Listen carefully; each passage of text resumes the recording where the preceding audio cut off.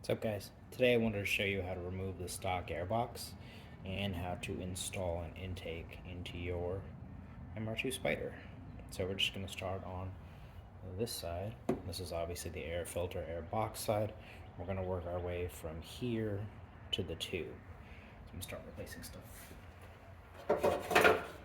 Alright, so first thing you want to do is some hose line running here that's connected to your actual airbox. So take this off.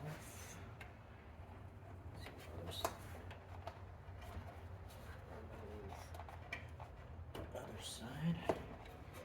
This is going to be loose now. And the next thing I want to do, let's see.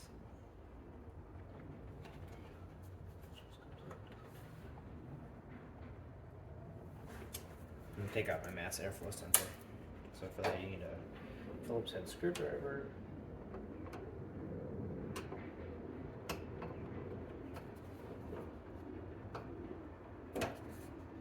Two screws and just set it diagonally. It's actually, my hardware looks new, so chances are they've replaced this recently. Well or not, I don't know. Just pop out your mass airflow sensor.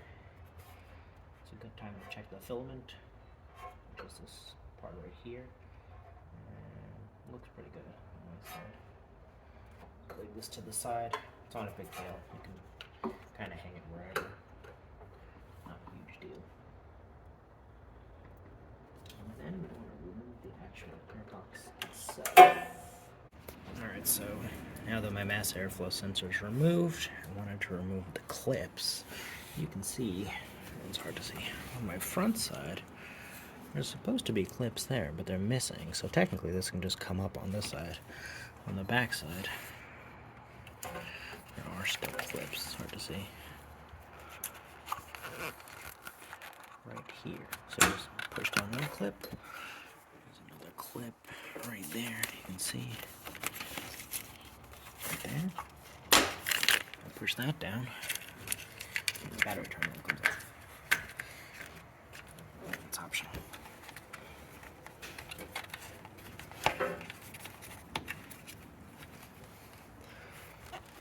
Kind of simply is coming off.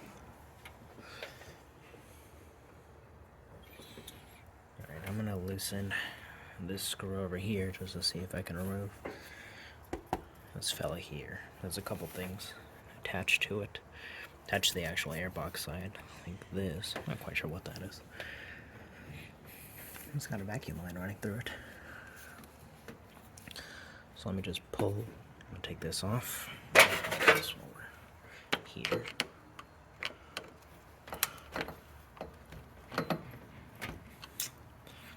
To make my life easier, what you should start doing is remove this first. That's the easy thing.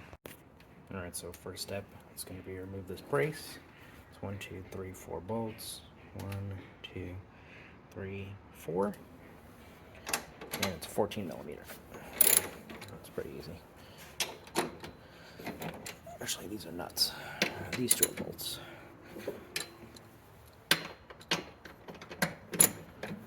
Alright, so I'm going to take this off. We can get better access in here. Alright, so with our crossbar removed, let's start removing this guy. Which is kind of tight. That's essentially just the inlet tube to the box. You can see this is pretty much coming out.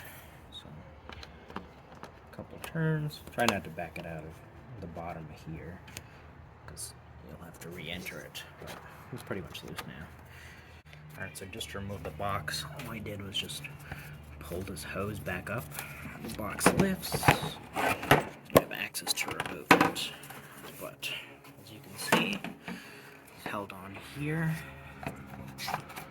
with a clip and or a vacuum line. So you're going to want to pull this out right here, press down.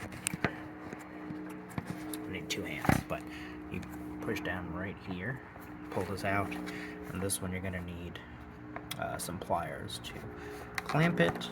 Oh, actually it's pretty easy. I can do it with my fingers. That's not good. normally you'd want some pliers, and I'm going to pry this off, pull this guy off, and then this whole top of the airbox can come out. Alright, so as you can tell, we got our vacuum line here that was pulled off, connector here, here's our mass airflow, and that goes on the opposite side. The top of the box has come off, this has been loosened.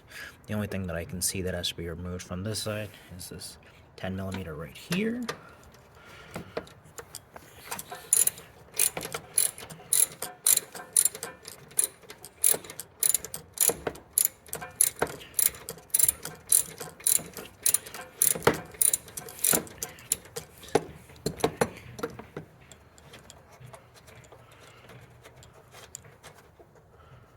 So we got our 10 over here. There's a little grommet on top of here, which seems like it's anchored to something.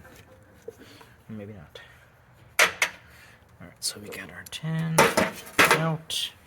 This should be the last thing holding it up. This is obviously the hose that we removed.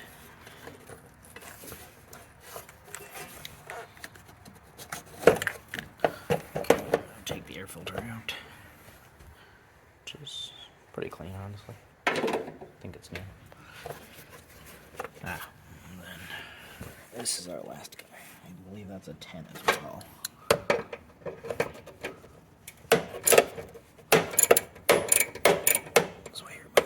That's why you remove the air filter first, so you can see other bolts.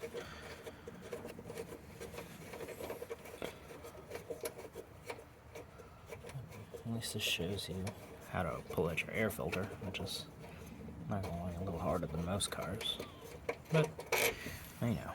And so then put this to the side. Should be the last thing holding it up. I think. So the only thing that we have connected left is the main air supply here.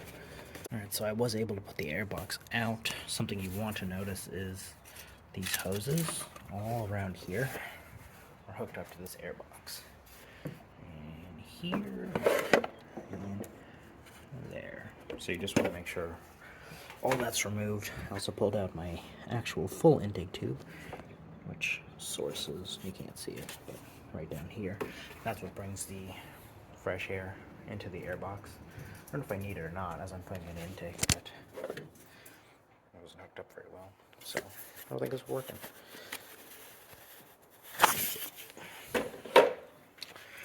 So next couple steps actually look pretty easy from what I can see, but I could be wrong. It's very possible. So I'm going to want to remove the vacuum lines up here. Remove this vacuum line. And this is going to want to get pried off here. So I'll pry this off. And there's going to be 2 clamps. One here, silver. My orientation sucks for it, so I'm going to redo that. And then one right there. So that should be pretty much it. With these 2 gone, this thing pried up, those 2 things off, should be able to pull the whole thing off.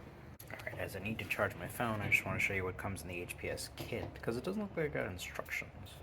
So you get, obviously, the primary intake tube. You get your elbow. That's a silicone elbow. That goes into your throttle body over there. You get another silicone elbow right here. Not elbow, I'm sorry. This is a silicone adapter. So this is obviously smaller, and this is larger. That's what's going to go to your actual intake in itself. You get a couple hoses. Here's a silicone hose. Another one right here. Because this guy needs to get extended to down here, and it doesn't reach. So that's what this is for. This I'm not so sure. I gotta figure it out while I'm doing this. You got your hardware. This is some mounting hardware right here. Figure out that as well. You do get some nice clamps. You have these 3 nice clamps. That's going to be 1, 2, and 3 over here. So these are all driven by a 10mm socket on this side. There's your worm drive clamps. So I'm going to fit that in there And then I'm going to see how everything goes, because you can see this was all held in by your factory intake. This was all clipped in, but there doesn't seem to be any provision for clips now, so I'm going to see how that all works.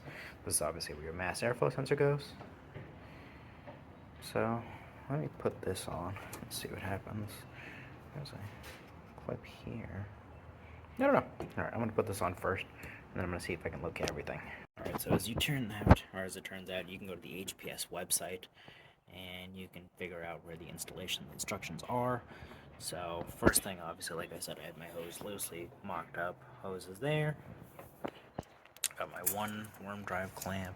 You can't see it right there. One on the throttle body side. So, the couple things you want to figure out, obviously, when you're doing all this, is how to mount everything. So, as far as mounting is concerned, this is all mounted onto the stock airbox itself, and now that it's not, you have this small bracket over here. I need to tighten that. Looks like it's about to fall off. And so you have this little tiny black screw, which hopefully I can see. It's not labeled very well, but yeah, it's the little black screw, the really tiny, it says it's an M16, the little tiny nut, and you put a little tiny washer. That's where you mount this side of the bracket to this side. I haven't tightened it yet, as you can see, because this came right out. But it's supposed to sandwich it together. It doesn't do a great job, to be honest. I prefer to have another washer on. Actually, I should probably put the washer on this side to make my life easy. Yeah, I think that'll work a little bit better. And then that's supposed to get mounted on here. And then there's another thing you gotta do, which is your purge valve. So your purge valve is located not in there. Where is it? Just start knocking stuff over. Yeah, so it's located, it sticks into this side. So this side sticks into there, and it's mounted with here. You just take it off with the screw. You gotta take that off because your purge valve is required. As you can see, there's a sensor over here as well. So you got two components here.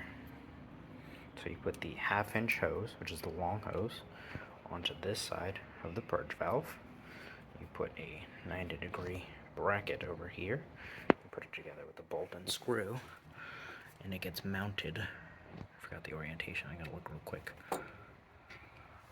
So you gotta pull that ground out here, bottom one right here, from your battery, and it gets mounted in there. I'm gonna put it in right now. I forgot the orientation, but I'm gonna put that in and I'll show it on camera.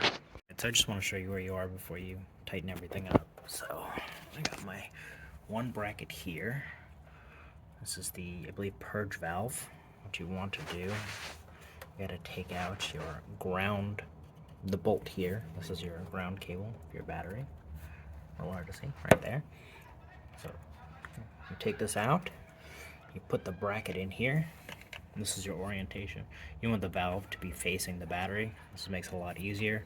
There is a bolt on the back of that side, and here's the nut on top of it. It uses a screw to close it up. So you got your one plug here for your purge valve. That this guy from your harness plugs into there. I'm not ready for that yet, but I will be. And this here is your mass airflow sensor. That goes into here. There's two really tiny Allen bolts that come included with the kit. It's actually pretty good, honestly. It's really not that bad. So you can see these little two Allen bolts. They go in there. So your rubber isolator goes into the bottom of your battery tray. I'd love to show you where it is. So your battery tray is here. That's where your isolator goes. And this is where your bracket goes up top. So you want to mount it as if it goes upward, because it's going to be sitting right here. And then your last guy essentially just goes to the bottom of this. Use a washer if you can. That should mount everything. I'm not going to do this yet because I want to put my air filter on first. So I'll leave my nice shiny bolt here. As far as the air filter is concerned, I want to preemptively install the ring. I don't quite know what these are for. I haven't figured that part out yet. Well, there's two bolts here. There doesn't seem to be anything to mount to it. but it could be wrong. And then this is gonna go to the bottom side here. So everything is loose currently, all of this. Bracket there, bracket here, this guy's loose. You want to test everything first. So I'm going to test my filter. Oh, and I want to show you as far as the vacuum lines are concerned. So if you're a purge valve, you typically have a stock line over here. There it is. So you got this stock line, guys, over here. Essentially, you want to take this out. You've got this 8mm silicone hose going to one part of the purge valve, and then all the way to the back side. You see right there. It doesn't require clamps from what I can see. I'd probably prefer to get some clamps, and unfortunately your stock clamps which go on them don't fit. So personally, I'm gonna go get some really tiny clamps for this side and the opposite side. I'll go install that at whatever point in time. But yeah, so that's supposed to be replacing your stock clamps. And honestly, this is really long, so I'm probably gonna cut mine as well. Do you see how long it is? Like, it just kind of dangles everywhere. Once everything is done, I have everything sized properly, and you know, looks good to go. I'm gonna cut this and put a clamp on this side, put a clamp on that side. But right now it looks pretty much done. I'm gonna put the filter on this side, test fit everything, put on my MAF, and then tighten everything up, and I'll show you the result.